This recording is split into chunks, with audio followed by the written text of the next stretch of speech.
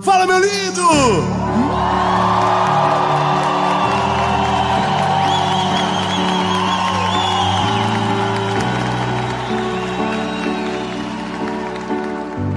Essa é a última mensagem da série Sabedoria. Eu quero muito que você fique comigo até o final, mas pode ter certeza, nessa altura do campeonato, já deve ter uma série nova nascendo e Deus tem algo novo para você. Mas como a gente precisa terminar, a última mensagem, ela sempre tem algo diferente. E essa mensagem nasceu dentro de uma reunião de escola, onde Deus moeu o meu coração com uma palavra, e que eu quero que você viva isso comigo. Antes, curte o vídeo, comenta, compartilha, manda para todo mundo, se inscreve no canal, é rapidinho, você aperta o botão, se inscreve, ativa o sininho. Nós estamos chegando a 10 milhões de inscritos, que Deus nos ajude, nós vamos chegar. Irmão, nós vamos chegar a 20 milhões e não chega a 10, é a confusão, é a ansiedade. Mas vamos chegar, quanto mais gente alcançada pela palavra, melhor. E por falar em palavra, vamos para o vídeo.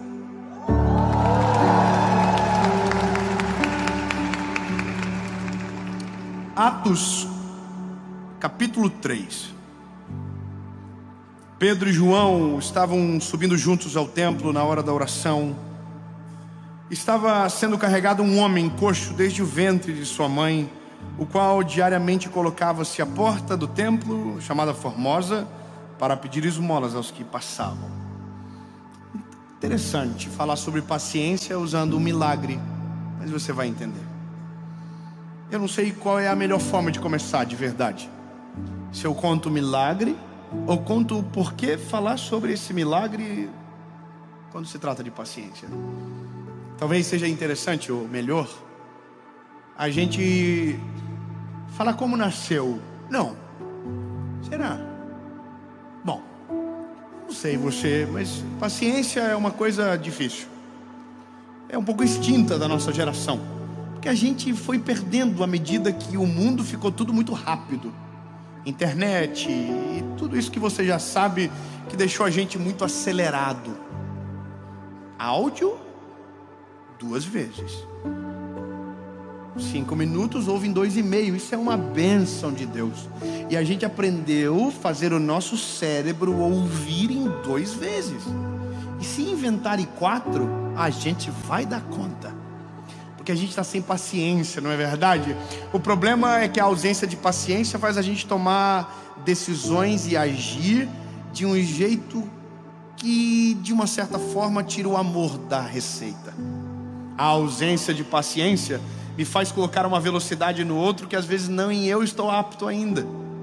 Mas olha, vamos pela palavra que é melhor.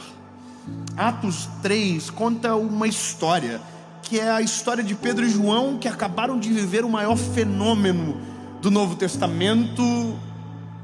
Quando eu digo fenômeno espiritual, que foi a descida do Espírito Santo em Pentecostes. Atos capítulo 2 conta que o Espírito Santo desceu e encheu todo mundo que ali estava. Só que veja que importante essa reflexão.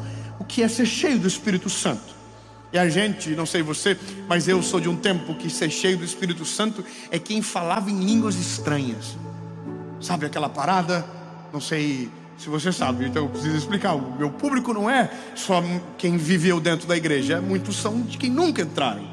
Falar em línguas, um dom que todos nós que nascemos na igreja, talvez por um tempo pensávamos que só quem falava em línguas estranhas era cheio do Espírito Santo.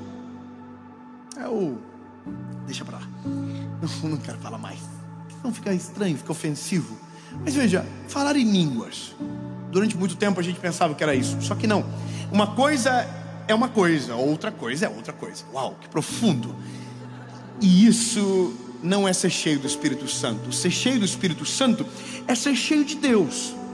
E quando eu digo ser cheio de Deus, é carregar os atributos de Deus na nossa vida. E o que Deus é?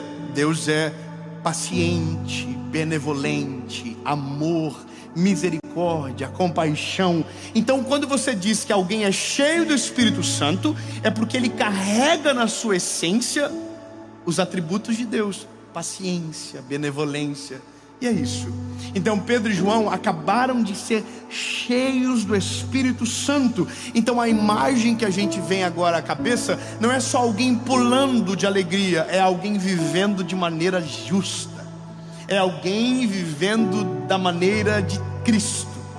Então veja o que acontece quando alguém vive na maneira de Cristo. Eles estão indo para o templo na hora da oração, porque entenderam que quanto mais tem, mais querem. Isso é a presença de Jesus. Quanto mais a gente o conhece, mais a gente o deseja. Então eles estão indo para o templo na hora da oração, ponto. Agora, quando eles estão chegando, eles encontram um paralítico. Na verdade não é um paralítico, é um coxo. O paralítico não anda, o coxo anda, mas tem dificuldade. É alguém manco. Então eles encontram um coxo e eles dizem algo, e eu estou sendo bem conciso. Eles dizem: nós não temos prata nem ouro, mas aquilo que nós temos, isso te damos. Levanta e anda. Muito obrigado pelo aleluia. Obrigado. Bom, veja, acabou, parece que o milagre está pronto. Então agora ele levanta, anda e sai. Só que aí a Bíblia vai dizer que não foi assim que aconteceu. Não foi imediato. A Bíblia diz que eles falaram levanta e anda, mas o coxo não levantou. O coxo foi levantado. Vou ser mais claro. Existe um coxo sentado à porta, pedindo esmolas, dizendo: dá-me uma esmola, por favor. Há muito tempo, a Bíblia diz que desde sempre ele fazia da mesma forma. Só que agora, quando eles chegam, eles dizem: levanta e anda. Só tem uma reflexão importante. Uma ordem para quem nunca andou é diferente. Veja, como que eu falo levanta e anda para alguém que nunca andou e que não sabe exatamente o que é isso? Quer ver, quem tem filhos aqui, levante a mão.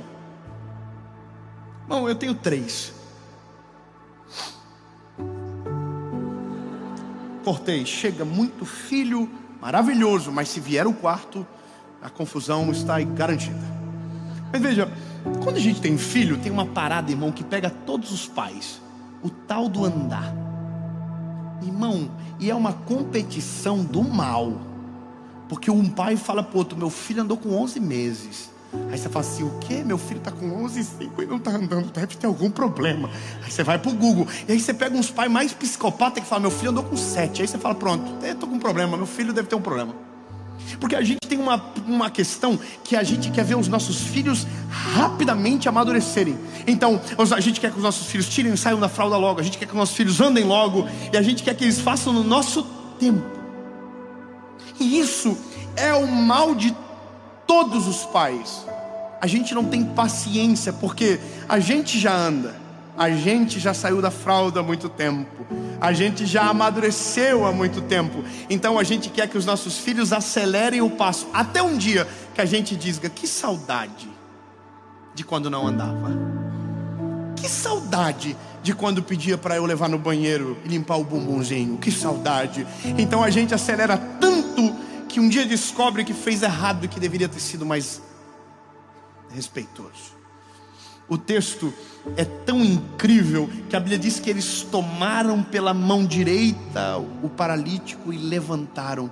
Só que não só levantaram, a Bíblia diz que eles esperaram se firmar os arteiros. Ou seja, levantaram e ficaram segurando, apoiando o coxo, até que ele conseguisse firmar os pés e andar. Lindo. Sabe quando um milagre desse ia acontecer no nosso tempo? Nunca. A gente é muito mais afeito à esmola que jogamos pelo vidro do que parar de verdade para ajudar e ver até andar a pessoa não desgrudar dela. E esse é quem nós somos. E aqui mora o detalhe: ou somos cheios do Espírito Santo e transbordamos do amor, da paciência, da benevolência do Eterno, ou somos somente seres humanos que não temos paciência com ninguém e assim somos com nós mesmos também. Isso é a gente. Se não tivermos o Espírito Santo, não temos paciência, nos falta misericórdia. Pelo contrário, a gente sempre tem uma palavra de juízo sobre o outro. A gente se sente superior, a gente fala mal, a gente reclama, a gente amaldiçoa, a gente não tem paciência com os outros. E aí, lindo, eu vou te dizer por que nasceu isso no meu coração. Eu e a minha esposa fomos chamados para ir no colégio do meu filho. E minha mãe viveu isso a vida toda comigo. Cansei de só vem com acompanhado dos pais. Nossa, irmão, eu fui isso com 17 anos, estava profissional já. Estava no ensino médio, um marmanjo, minha mãe sentada na secretaria e eu entrando com cara de glúteo na sala para pedir perdão para a professora. Aí eu fui pela primeira vez para uma reunião sobre um dos meus filhos. Sentei na reunião. Na verdade, começou um dia antes da reunião. Um dia antes da reunião, um professor me abordou e falou: precisamos falar sobre ele. E aí ele falou: vamos marcar uma reunião. Eu, como não tenho paciência, falei: me fala agora, me dá um release, me fala, por favor, alguma coisa, senão eu vou morrer, eu não vou conseguir nem dormir. E aí o professor falou para mim: não, é porque ele está com um pouquinho de déficit de aprendizagem. Ele não está prestando atenção, ou às vezes presta e parece que não capta. E eu estou ouvindo. E ele falou mais, ele falou: e às vezes ele está brigando com os amiguinhos. E não é que a gente às vezes não vê, mas aí os amiguinhos dizem, a gente não sabe o que está acontecendo, se ele está ficando nervoso por alguma coisa. E aí, irmão, eu já estava assim, ó, olhando para o carro, vendo ele lá, e ele já mudou o semblantezinho dele na hora. E aí no dia não foi só de um, foi de dois, irmão. Os dois estavam com a pá virada no dia. Veio a reclamação do outro também. E aí eu entrei no carro, o mais novinho falou: o que foi, pai? Eu falei: nós vamos falar quando chegar em casa. Irmão, eu gerei um pavor neles. Então a gente chegou em casa, eu já chamei o pequenininho, falei: seguinte, aconteceu isso. E falei: você está de castigo. Tirei tudo que não era para tirar naquele dia, já tirei também. E aí chamei o outro mais velho e falei: isso, aquilo. Tirei o iPad, ninguém vai ter mais tela agora durante o dia. Acabou o desenho, acabou tudo. Irmão, e aí fui para a reunião no outro dia. Não tinha nem conseguido a reunião não. E aí eu cheguei na reunião, e aí tinha uma mulher muito preparada, que começou a contar o que estava acontecendo. E aí, irmão, eu estava assim, ó, preciso falar o que eu fiz. Mas daí eu pensei: não vou falar o que eu fiz, vou falar o que eu vou fazer. Pegou? Aí, irmão, ela contou tudo, eu falei: eu sei o que eu vou fazer. E aí comecei a falar o que eu fiz, dizendo que ia fazer, entendeu? E aí, irmão, ela só fez assim, ó: não faz isso não.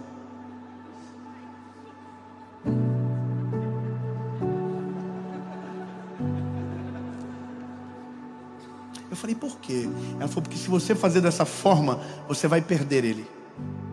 Você vai sufocar ele. Ele não vai melhorar. Ele vai piorar. Lindo.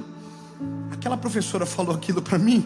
O Espírito Santo entrou dentro daquela sala e falou comigo: já pensou se eu fosse contigo da mesma forma? Já pensou se eu te tratasse com a mesma energia e com a mesma velocidade? Você não iria me suportar. E aí, irmão, eu de verdade, eu saí dentro daquele colégio arrasado comigo, destruído por dentro. Cheguei em casa, chamei os meus filhos e disse: o pai precisa mudar uma parada que o pai fez. E comecei a mudar a conversa com eles. Mas naquele dia Deus me fez me lembrar desse coxo, que não precisava sair correndo, porque nunca havia andado. Então ele tem gente cheia do Espírito Santo que tem paciência para esperar ele amadurecer as pernas, criar força nos músculos, para então poder andar. E glória a Deus, que Deus não é da mesma maneira que a gente. Deus é o único que conhece todas as nossas falhas, todos os nossos pecados, todos os nossos segredos, todos e mesmo assim escolheu nos amar. Da mesma maneira, sabendo tudo, nos amou de maneira inteira e completa. E não só amou com palavras, mas entregou o Filho na cruz do Calvário para salvar eu e você. E isso é o verdadeiro amor. Paciente porque sabe esperar a hora certa de chegar, benevolente porque perdoa, apaga passado, misericordioso porque a gente não merece, mesmo assim faz. Já pensou se Deus fosse comigo e com você da mesma velocidade que nós somos com os outros? Não estaríamos aqui. E aí eu entrei numa crise na minha vida com Deus e comecei a me lembrar de quem eu sou e o que já fiz.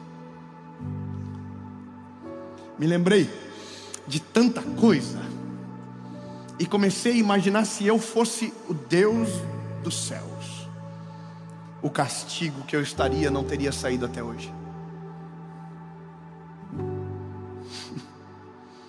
Eu já teria desistido de mim há bastante tempo, porque eu sei quem eu sou.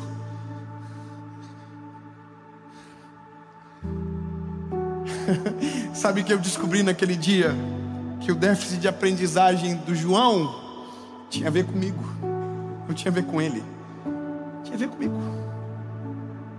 Eu conversei com ele de um jeito que não tinha nunca conversado e falei: filho, o que acontece com você? E ele me lembrou o dia que eu tentei fazer ele aprender matemática da mesma maneira que eu aprendi. E aí eu entendi, lindo, que o meu filho ele estava daquele jeitinho por conta minha. Deus sabe como agir comigo, com você. Se ele for da mesma energia que você é, ele te perde. E Deus não perde ninguém. Deus é amoroso, misericordioso. E eu sei que isso tem um grande risco de falar para você, de você ficar folgado. Mas lindo, eu vou ser claro com você. A paciência de Deus não é para te dar o direito de atrasar, mas é para que você cresça sem medo do Pai. A paciência de Deus não é aquilo que te dá o direito de fazer do jeito que você quer e Ele vai ficar esperando do jeito que Ele está. Não, não, não, não. A paciência de Deus é aquele que dá o tempo para você crescer, amadurecer e florescer, sem interromper as etapas e sem te fazer acelerar antes do tempo, sem te fazer andar antes de te deixar cair, para aprender a suportar as quedas. O Deus que a gente serve é paciente para respeitar todos os nossos processos. Lindo, eu sou o que sou hoje porque sou o acúmulo de histórias que Deus me deixou viver. Deus me deixou cair, Deus me deixou deslizar, Deus me deixou perder, Deus me deixou decidir errado. Deus foi paciente, então eu sou o acúmulo das histórias que carrego. Se Deus não deixasse, seria superficial, não teria estrutura para suportar algumas coisas. Então Deus exerce paciência, deixa a gente suportar a crise das nossas escolhas, para nos ter mais forte e caminhando com saúde. A gente perde a noção do que Deus é, porque não somos o reflexo do Pai que Ele é. E esse é o problema nosso. A palavra Pai, ela é confusa, porque todos nós tivemos um tipo de paternidade diferente. Uns, os pais foram mais presentes, outros mais ausentes, uns mais violentos, outros mais calmos, mas todos nós tivemos pais que foram falhos. E eu quero que você entenda que o dia que você for pai, se ainda não o for, você será falho em alguma coisa. Nós não somos perfeitos. Então, quando falamos da paternidade de Deus, pensando que nele existe falhas, nós estamos errados, porque o amor dele é diferente, a maneira dele proceder é diferente. Ele não corre na nossa direção para nos castigar, ele corre para nos pegar no colo. Ele não corre na nossa direção para nos machucar, ele corre para sarar as nossas feridas. Ele não vai na nossa direção para nos ameaçar e colocar contra a parede. Não, ele vai para nos perdoar, para nos dar um novo caminho, para restaurar as nossas forças, para aliviar o nosso cansaço. E esse é o problema. A gente se assusta porque se fosse nós no lugar dele seria diferente. E por isso tem tanto tanta gente vivendo oprimida e sufocada no mundo, porque pensa que Deus age com ele da mesma maneira que ele age com os outros, e não é assim. Deus é paciente. Deus tem paciência com você. Deus teve paciência comigo. Deus esperou eu tomar vergonha na cara 19 anos da minha vida, e depois que tomei vergonha, tive que tomar mais vergonhas, e até hoje Deus está esperando coisas que eu preciso amadurecer urgente, e que ainda não amadureci. Deus está aí, estou te esperando, meu lindinho. Bora, continua crescendo, continua amadurecendo, continua dependendo de mim. Crescer e amadurecer não significa perder a dependência, pelo contrário, me faz subir todas as vezes para pregar com temor no coração, dizendo: Jesus, eu ainda preciso de Ti. Eu não vou crescer o suficiente a ponto de viver longe da Tua presença. Senhor, eu preciso todos os dias e cada dia mais. Mas Deus espera. Lindo. Eu sei que todos nós aqui temos as nossas histórias, mas eu vou te falar uma parada: alivie a pressão que você carrega.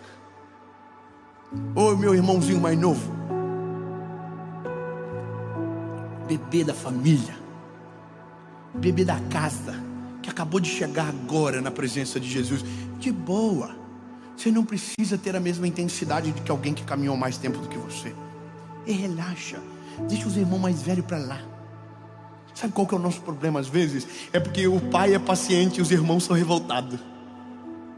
Você já viu? O pai nos espera e os irmãos não deixam a gente não. Irmão, eu sou um evangelista. Meu povo meu, minha galera, é muita gente que começou agora, que acabou de conhecer Jesus, chegaram agora no time, acabaram de conhecer Jesus, mas ainda estão tudo perdido. Tem uns que fazem umas coisas que só Jesus. Eu sou da galera, irmão, que faz tanta coisa que, ai meu Deus do céu. E tem gente que vem brigar comigo. Olha aí, ó, tá vendo? Te acompanha, mas faz umas bandidagens aí, ó. O povo gosta de confusão, irmão. O povo não tem paciência com os irmãos mais novos, não. Aí os irmãos mais velhos estão atormentando, e o pai está dizendo assim: deixa ele crescer em paz. Eu não vou fazer ele andar agora, deixa. Imagina, é igual eu chegar para os meus filhos e dizer: você vai ter que andar agora, acabou de nascer, não tem nem dente na boca. Então, lindo, alivia a pressão e deixa Jesus trabalhar dentro de você do jeitinho dele. Eu não estou falando que você pode pecar, lindo, claro que não, bobão. Ai, porque então, não pode. Mas se você tropeçar, ele não vai correr para te ferir, ele quer te perdoar. Ele quer trazer você para perto. Ele não quer expulsar você de casa. Eu vi um vídeo esses dias que eu apavorei. Chega para o teu filho e diz que você vai mandar ele para fora. Não vou mandar. É ele que vai amadurecer e querer sair. Eu não expulso o filho de casa. O Deus que a gente serve não expulsa o filho de casa. Sabe qual é a loucura? Ah, porque vai ficar velho e não vai sair. Não, irmão. Quem amadurece com saúde vai embora sozinho. Na presença de Deus é diferente. Não é que vai embora, fica para sempre com o Pai, mas consegue construir a sua vida em sabedoria e com decisões firmes e posicionadas na essência que Deus deu. Mas eu não expulso o filho de casa. Esse é um negócio. A gente precisa tirar rapidamente essa loucura que a gente carrega nessa paternidade que precisa ser trabalhada em um Deus que a paternidade é perfeita. Cheguei para o João. Cheguei por Noah. Eu tenho, irmão, quando você tem filho, não sei se você tem, eu tenho 3. Um é diferente do outro. Um é um jeitinho diferente do outro. Se eu for pesado com um, é diferente. Eu não sei nem explicar, irmão, porque a gente, quando é pai, engole tudo aquilo que a gente falou dos outros. É incrível. Ah, meu filho não vai chorar. Coitado de você. Ah, meu filho não vai fazer pedir. Coitado. Oh, coitado. Tudo que a gente fala do filho dos outros, irmão, a gente vai engolir em seco. Confia. Hashtag confia. E aí, um dia você descobre que cada filho tem o seu tempo, que cada um cresce de um jeito. Lindo, você é igual e Deus é perfeito para saber disso tudo. Meu lindo, talvez você está casado com uma mulher, ou minha linda, você casou com um homem que acabou de conhecer Jesus. Não exija dele a mesma velocidade de amadurecimento seu. Ô irmão, não seja o irmão mais velho de alguém que fica atormentando a vida do outro. Deixa ele crescer com maturidade e sabedoria. Deixa ele crescer com calma. Não tenta expor ele a perigo antes da hora. Não tente colocá-lo à prova antes do tempo. Deixa ele crescer em paz. Sabe, eu preciso falar isso para o mundo ouvir. Pare de ser chato. Você não foi autorizado para mandar no teu irmão. Quem manda é o pai, ele é o dono da casa. Eu não deixo o João educar o Noah, é eu que vou educar ele. Deus não quer que você fique forçando a barra com os irmãos mais novos. Irmão, o maior problema da igreja do nosso tempo é quando o irmão mais velho tenta educar o irmão mais novo sem a permissão do pai. Para logo. Deixa Deus completar a obra. Deixa Deus. Você andou com 11 meses, talvez ele ande com 1 ano e 1. Talvez você andou com 7, ele vai andar com 11. O problema é dele. Deus é o pai dele, assim como é o teu. Respeite o tempo. Você falou com 2, ele vai falar com 3. E daí? Eu conheço um dos maiores cantores do Brasil, falou com 4 anos. 4 anos de idade foi a primeira palavra. Hoje é um dos maiores cantores da nossa nação. Deixa o tempo de cada um ser respeitado.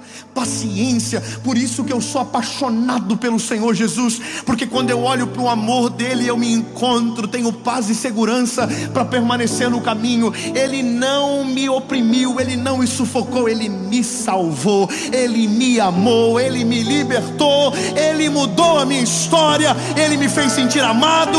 E por isso eu sou apaixonado pela vida e pelo amor do meu Senhor Jesus. Então, lindo, eu não estou falando que você tem que correr na mesma velocidade que eu. Eu só quero que você saiba, ouça o teu pai. Ouça ele. A melhor coisa da vida é quando a gente ouve ele. Bem melhor.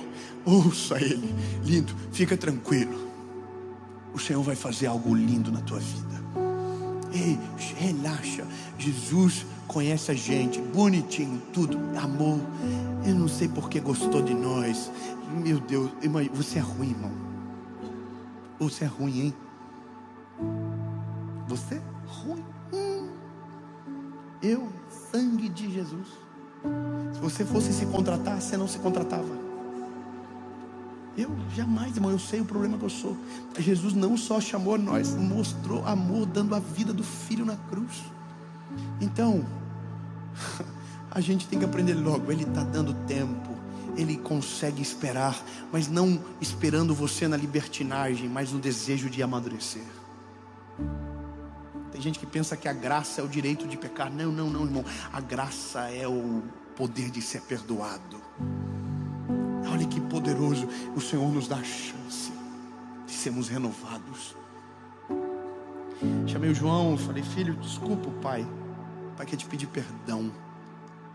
Porque o pai, quando tinha a tua idade, teve o mesmo problema. Aí ele falou para mim: o pai? Eu falei: aham. E os filhos? O pai foi igual a você. Sabe por que Jesus veio para o mundo e morreu na cruz no nosso lugar e viveu a nossa vida? Para que um dia pudesse olhar para a gente: eu sei o que vocês passam, mas tem de bom ânimo, eu venci o mundo. E se eu venci, vocês também vão vencer. Você pode celebrar o nome de Jesus por isso, meu lindo? Ele não é um Deus apático, ele é um Deus empático. Ele se coloca no nosso lugar. Sabe qual é a loucura? Quando Deus olha para o homem, ele não vê a gente, ele vê Jesus. É o padrão perfeito. Como não amar esse evangelho? Como não amar? Como não olhar com misericórdia para o meu irmão mais novo, sabendo que já passei o que ele passou? E é isso que o evangelho faz. O evangelho traz para dentro de mim a natureza de Deus. O Pedro e o João estão esperando o coxo levantar. Estão com o ombro debaixo dele. Aí a Bíblia diz que quando os arteiros se firmaram, ele foi para o templo junto com o Pedro e com o João. Só que a Bíblia diz que ele entrou saltando e pulando. Quando respeitamos as etapas, o resultado é sólido e duradouro. Quem tenta fazer o que não foi feito para fazer antes do tempo cai e às vezes nunca mais volta a andar. E é isso. O João está aprendendo a contar, está aprendendo a ler, está aprendendo as palavras. A gente vai tomar banho juntos. Eu falo: filho, escreve o nome do pai no box. Daí ele começa: é assim, pai? Fala: é assim. Segue, tá escrevendo. Aí quando ele termina, a gente faz uma festa.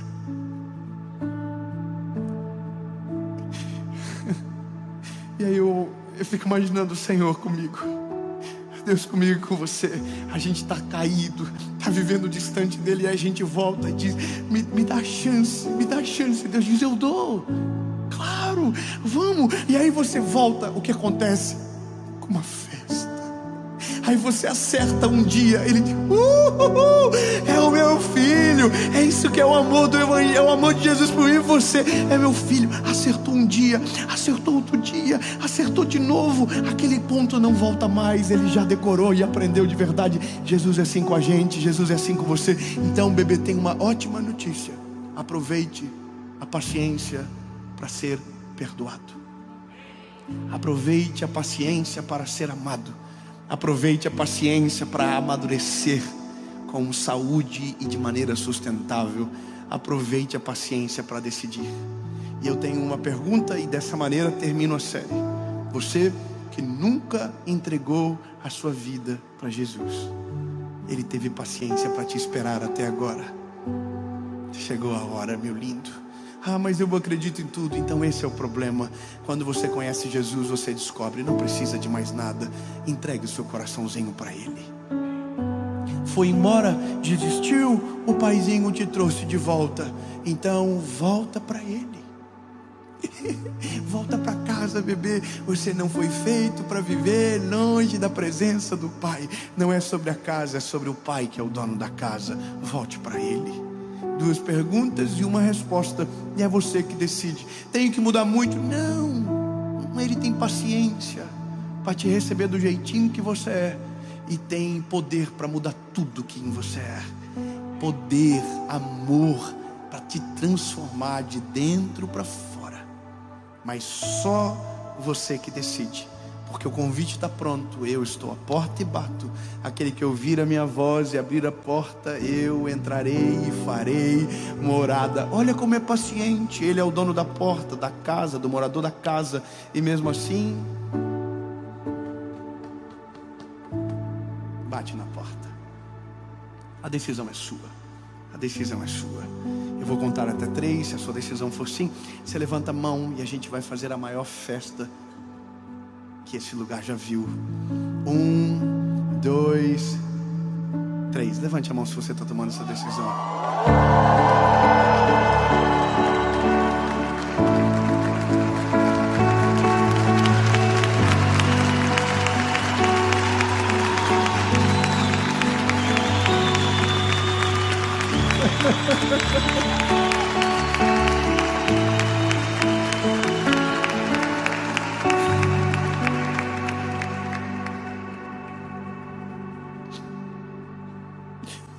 Por que tantas mãos se levantam? É porque tem algo que constrange mais do que o medo. O amor. É o amor que constrange mais.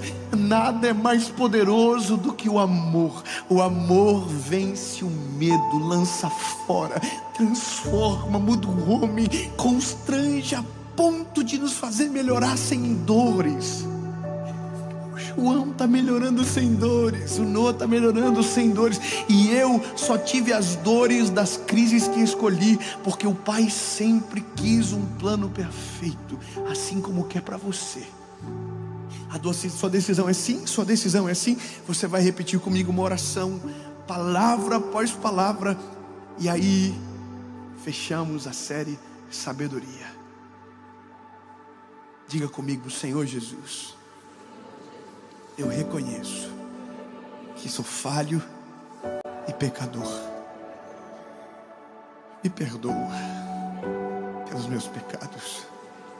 Apaga o meu passado e escreve uma nova história. Eu nunca mais serei o mesmo. A partir de hoje, eu sou propriedade única e exclusiva sua, em nome de Jesus.